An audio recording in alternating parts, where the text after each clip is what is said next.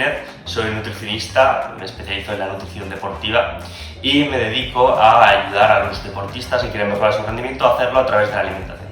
La alimentación tiene un impacto directo en las capacidades de los deportistas, ayuda a mejorar la resistencia, la explosividad, la psicología también y la tolerancia al esfuerzo. Conforme las personas se han ido adaptando a hacer más deportes, se han ido dando cuenta que ya no es suficiente con entrenar, sino que cuidar otras áreas que afectan al rendimiento les ayuda a potenciarlo muchísimo. Una de esas áreas es la nutrición y cada vez más gente se da cuenta de esto y empieza a cuidarla para mejorar su rendimiento. Por supuesto, buscar mejorar su rendimiento, pero no solo eso, porque la mayoría de personas no son deportistas de élite y también buscan que el deporte complemente su día a día, al igual que buscan que su alimentación complemente su día a día y no vivir para ello. Por tanto, mucha gente, aparte de mejorar su rendimiento, también quiere poder disfrutar de lo que come y compatibilizarlo con su estilo de vida. Realmente suele ser bastante sencillo porque siempre encontramos la forma de encontrar ese punto en el que podemos hacer una buena alimentación y se adapta a su estilo de vida y a sus gustos y preferencias. Por tanto, siempre suele ser bastante sencillo. Ahora bien, muchos deportistas vienen con ciertos mitos que primero toca trabajar para, una vez solucionados, ya hacer la pauta alimentaria como corresponde.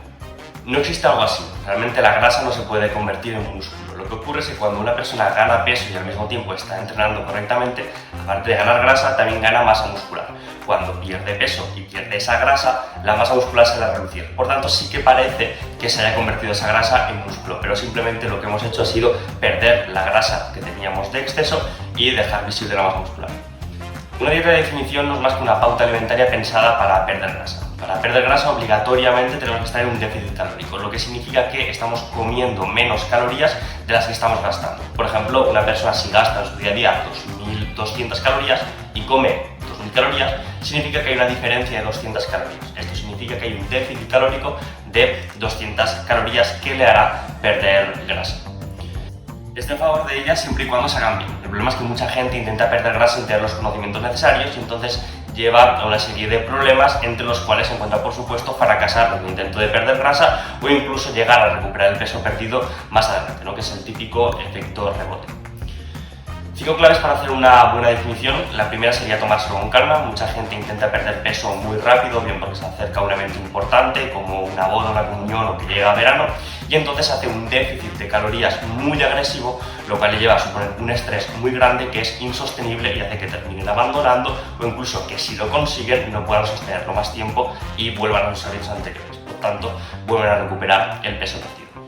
Otra clave sería comer lo máximo posible. Parece contradictorio comer mucho y perder grasa, pero realmente dentro de ese déficit calórico lo ideal es comer todas las calorías posibles porque eso va a hacer que nuestra dieta sea mucho más sostenible, sea mucho más cómoda de seguir y compatible con nuestro estilo de vida y podamos sostenerla en el tiempo y por tanto conseguir ese objetivo. Otra clave es tener una buena actividad física y moverse porque si no nos movemos nos veremos obligados a recortar muchas calorías y ingerir muchas calorías nos va a hacer que sea insostenible nuestra dieta. Por tanto, lo ideal es moverse más, tener más gasto calórico y por tanto poder comer más para que sea mucho más fácil de llevar esta alimentación.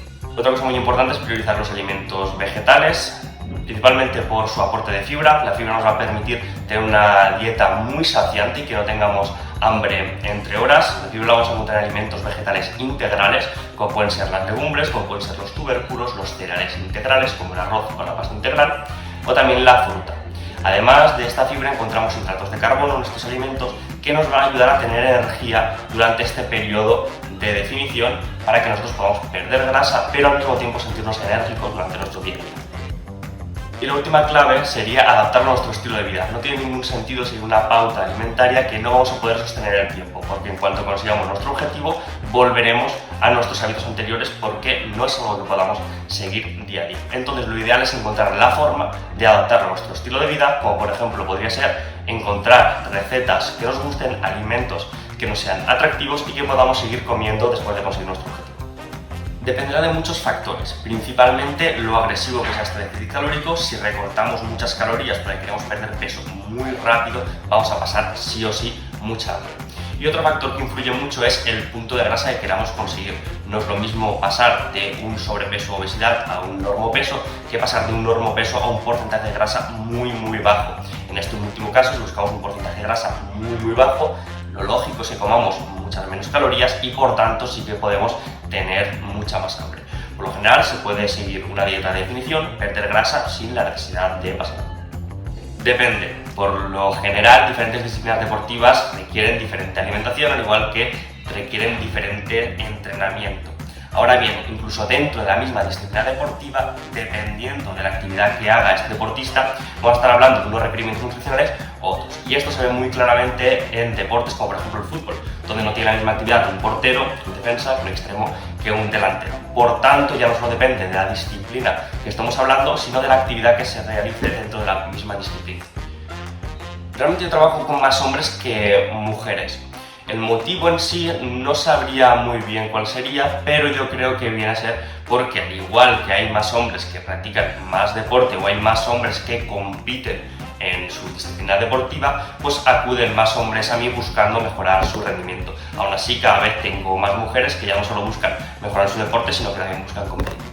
Los tengo en cuenta, pero ya no solo es por factores físicos, sino también por factores como el estilo de vida. Por ejemplo, hombres en comparación a las mujeres tienen un mayor tamaño estomacal porque son más grandes por lo general y por lo tanto nos podemos permitir hacer comidas más grandes a la hora de meter muchas calorías, por ejemplo, en un deporte que las requiera. Sin embargo, en mujeres tenemos que hacer más comidas de menor cantidad para poder llevar todas esas calorías. Y pasa lo mismo en el estilo de vida con gente joven o gente mayor. Por ejemplo, gente joven, universitarios, por ejemplo, no les gusta tanto cocinar o no tienen tanto tiempo y por tanto tenemos que elegir recetas o pautas alimentarias mucho más sencillas que no requieran ese tiempo en la cocina para que la puedan cumplir. Sin embargo, en personas más mayores les gusta más, pueden disfrutarlo más y nos podemos permitir hacer recetas más elaboradas.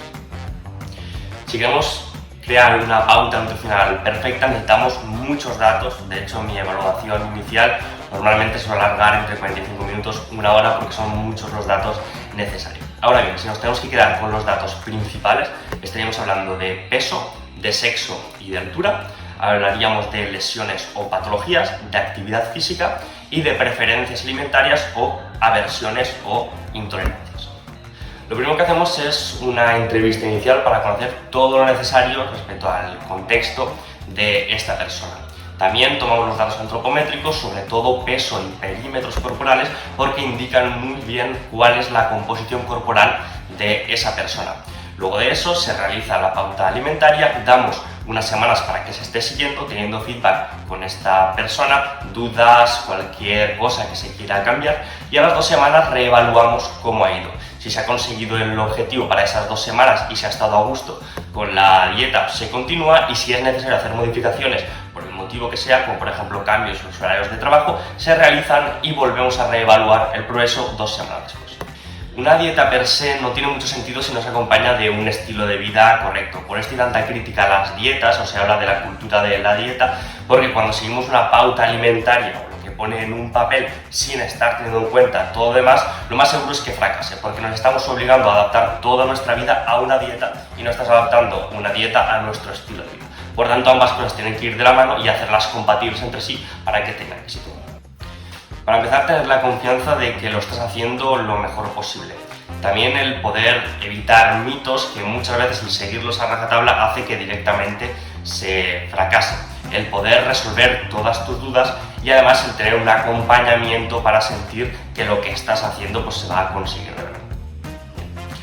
Primero, que va a mejorar su nivel con unos cambios tan sencillos como es elegir mejor qué es lo que está comiendo. Por otro lado, tener la tranquilidad de lo que está haciendo en el aspecto nutricional, que es una parte muy importante del rendimiento, se está llevando a la perfección y que no va a haber fallas que puedan comprometer su rendimiento. Y además la ventaja competitiva que supone tener esta área bien cuidada en comparación con los rivales que no trabajen esta área de la nutrición.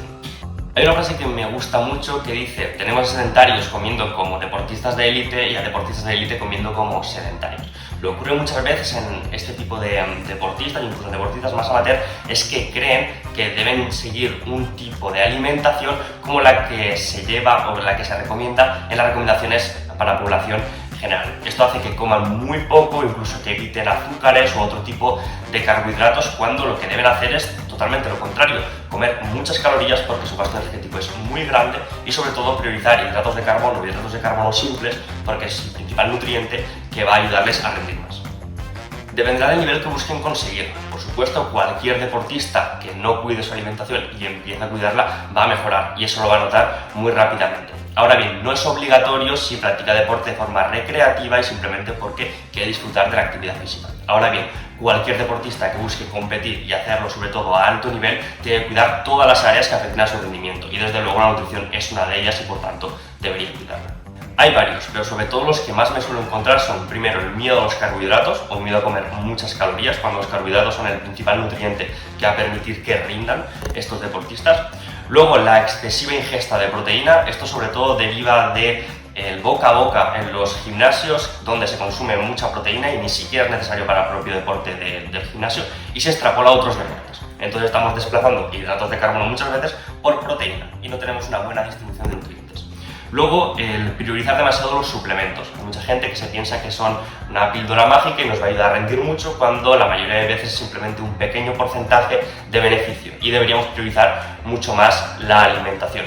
Y luego, sobre todo, el no cuidar otras áreas como por ejemplo podrían ser el descanso, que aunque no tengan tanto que ver con la nutrición, muchas veces se acompaña con la recuperación y desde luego una buena recuperación y un buen descanso va a ayudarles a mejorar mucho más en su deporte. Los suplementos son muy útiles cuando son necesarios de verdad. El problema es que hay mucha gente que hace un abuso de suplementos que ni siquiera tiene la evidencia científica detrás para poder usarlos. Entonces, yo siempre soy muy abierto en esto y siempre suelo recomendar los suplementos cuando de verdad son necesarios. Por ejemplo, en deportes de resistencia donde se consumen carbohidratos durante la carrera o durante el entrenamiento, son muy útiles y van a ayudar a alargar mucho el tiempo hasta la fatiga durante ese entrenamiento o la carrera. Ahora bien, creo que sí que es cierto que hay mucha gente que los utiliza sin ningún sentido y se podrían ahorrar ese dinero y, por ejemplo, gastarlo en cuidar mucho más su alimentación.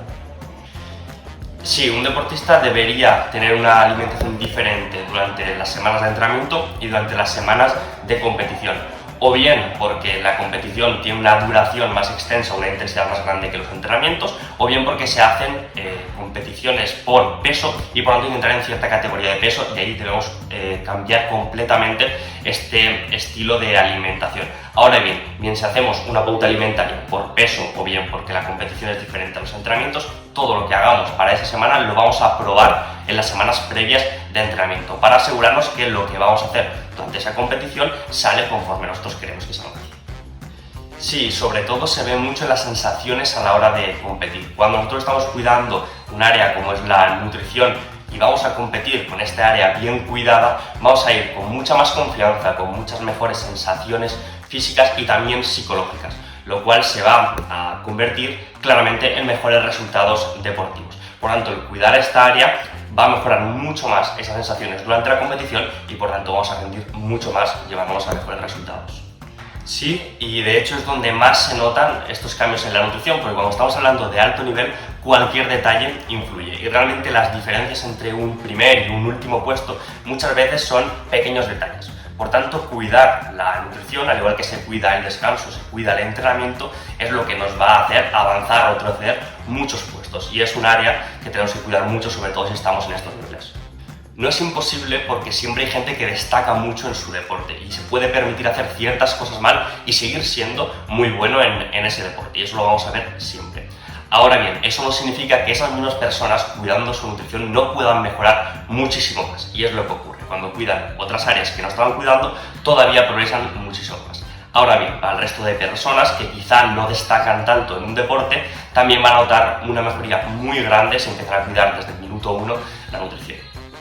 Realmente no me gusta prohibir ningún alimento porque creo que genera un efecto problemático. Si yo te prohíbo algo que a ti te gusta, realmente llegará un momento después que lo vas a comer y entonces te sentirás mal porque estás haciendo algo que tenías prohibido.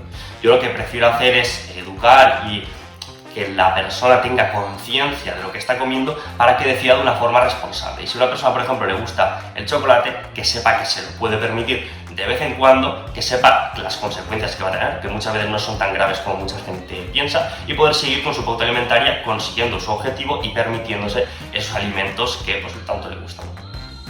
Más que prohibir, prefiero sustituir si es que esa pauta o ese tipo de conductas están afectando a sus resultados.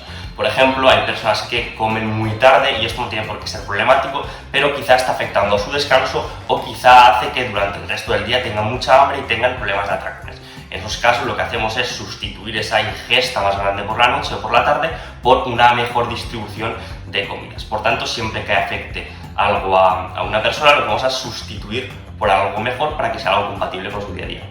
El principal problema con estas bebidas sería, por un lado, el exceso de cafeína y por otro lado, el hinchazón generado por el gas, sobre todo porque se suelen consumir antes del entrenamiento. Y aquí ocurren dos cosas. Por un lado, el abuso de cafeína, porque generamos tolerancia y llegará un momento en el que no vamos a notar sus efectos y todavía vamos a tener que estar consumiendo más cafeína, y estos abusos de cafeína se relacionan con problemas a nivel cardiovascular, y además el hinchazón que genera el gas, lo cual va a hacer que si estamos practicando un deporte que requiere mucha estabilidad central sobre todo e implica apretar muchas zonas como por ejemplo el core, genere ciertas molestias por tener ese hinchazón. Por tanto, yo lo que recomiendo es, siempre que se pueda, sustituirlo por café, porque podemos regular mucho mejor la dosis de cafeína y evitar el hinchazón, y se consume este tipo de bebidas que sea de veces puntuales. Es bueno porque contiene cafeína, y realmente la cafeína es uno de los mejores suplementos para el rendimiento deportivo. De hecho, hasta hace pocos años estaba penalizado por la WADA, que es la agencia antidoping, porque se considera doping de los efectos tan positivos que tiene. A día de hoy ya no se considera doping, a no ser que se abuse muchísimo de sus efectos. Pero esto no quiere decir otra cosa que sus efectos en el rendimiento realmente son buenos. Por tanto, yo sí que la recomiendo. Ahora bien, hay una diferencia entre recomendarla para ciertos entrenamientos y hacer un abuso de ella, que es lo que ocurre muchas veces. Por tanto, la recomendación que yo suelo hacer es: reduce todo lo que puedas en tu día a día el consumo de cafeína y utilízalo de forma estratégica en entrenamientos muy concretos, como pueden ser los entrenamientos más demandantes, para potenciar ese rendimiento y aprovecharlo. No, realmente los batidos de proteína simplemente sirven para añadir proteína, que si estamos añadiendo en otros alimentos proteicos no son necesarios para añadir esta proteína extra. Mucha gente se piensa que añadirlos como un extra a nuestra dieta habitual le va a permitir ganar más masa muscular, pero no es así. Realmente estamos haciendo un correcto aporte de proteínas en nuestro día a día, nos podemos ahorrar los batidos de proteínas y vamos a ganar la misma masa muscular. Antes o después de la carrera realmente no tiene mucho sentido, porque la finalidad del gel es poder añadir hidratos de carbono de una forma muy sencilla de transportar. Por tanto, antes de la carrera podemos meter alimentos sólidos o líquidos de otra forma, y después de la carrera podemos meter cualquier otro alimento y no es necesario utilizar los geles. Ahora bien, durante la carrera es una estrategia muy buena porque nos va a permitir aportar ese nutriente que se encarga del principal aporte energético, como son los hidratos de carbono, de una forma muy sencilla y muy comprimida, lo cual facilita su transporte y así poder aprovecharlo durante la carrera. Ahora bien, no es obligatorio usar geles. Estos hidratos de carbono los podemos añadir en otros formatos, como puede ser los hidratos de carbono bebidos o diluidos en agua. El método del plato no es más que una distribución concreta por cada comida, en la cual se incluye la mitad del plato aproximadamente de vegetales o de verduras, una cuarta parte del plato de cereales o hidratos de carbono integrales y otra cuarta parte del plato de alimentos proteicos, y luego una parte extra de fruta. A mí concretamente me parece un buen método, sobre todo para la población general, porque es una forma muy visual y muy práctica de poder hacer una buena distribución de alimentos en nuestra comida. Lo que ocurre con los deportistas y el método del plato es que la mayoría de veces, sobre todo en deportistas que tengan un gasto energético muy alto, esta distribución va a cambiar y no vamos a priorizar tanto, por ejemplo, las verduras o los vegetales, porque necesitamos mucho más aporte de hidratos de carbono. Por tanto, esta distribución variará, priorizaremos mucho más los hidratos de carbono, reduciremos un poco los vegetales y quizá también un poco el aporte proteico, y aprovecharemos sobre todo a añadir esta parte más energética de los hidratos en el plato. En casi ningún caso va a ser más interesante una dieta cetogénica o keto en comparación con una dieta alta en hidratos. Realmente el deporte va íntimamente ligado a este aporte energético de asimilación tan rápida y que se puede utilizar rápidamente. Y aquí los que mandan son los hidratos de carbono. Por tanto, eliminar casi al 100% estos nutrientes no tiene mucho sentido si hablamos de rendimiento. Y la dieta keto siempre sale perjudicada hablando de rendimiento en comparación con una dieta alta en hidratos. Bien, el ayuno intermitente no es más que una distribución concreta de las comidas. Realmente nosotros ya hacemos un ayuno intermitente todos los días. Comemos durante 16 horas, a lo largo de 16 horas, y dormimos otro, ¿no? Realmente ya es un tipo de ayuno, pero hay otros, podemos hacerlo de 12 horas, 12 horas, o de 10 horas, 14 horas, como queramos. No es más que reducir la ventana de ingesta a unas horas concretas. Realmente no es algo imprescindible ni algo necesario, de hecho yo siempre lo dejo a preferencia de la persona, porque hay gente que quizá prefiere no desayunar y prefiere distribuir sus comidas de una forma diferente. Por lo tanto, es un método interesante para estos casos, pero no es algo que nos permita perder más grasa, como mucha gente se cree, ni que aporte ningún beneficio extra más allá que distribuir un poco diferente las comidas.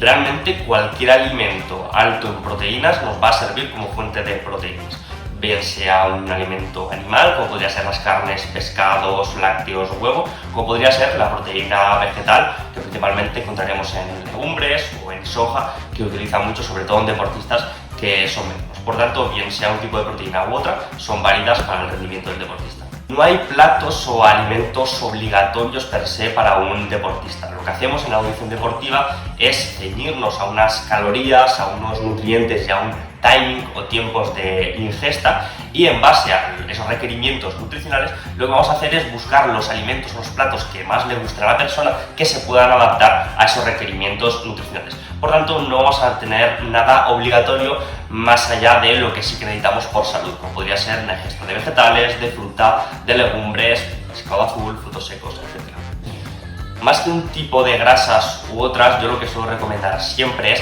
priorizar, en cuanto a grasas, los alimentos grasos de origen vegetal, como por ejemplo pueden ser los frutos secos o el aceite de oliva. Y también utilizar como fuente de grasa animal el pescado azul, sobre todo, que tanto los de origen vegetal como el pescado azul abundan en grasas insaturadas. Las grasas saturadas, además, son aquel tipo de grasas que se relaciona más con problemas a la salud a largo plazo, sobre todo en problemas cardiovasculares. Por tanto, siempre intentaremos evitar más las grasas saturadas y priorizar aquellos alimentos grasos, vegetales o como pescado azul, que son altos en insaturadas.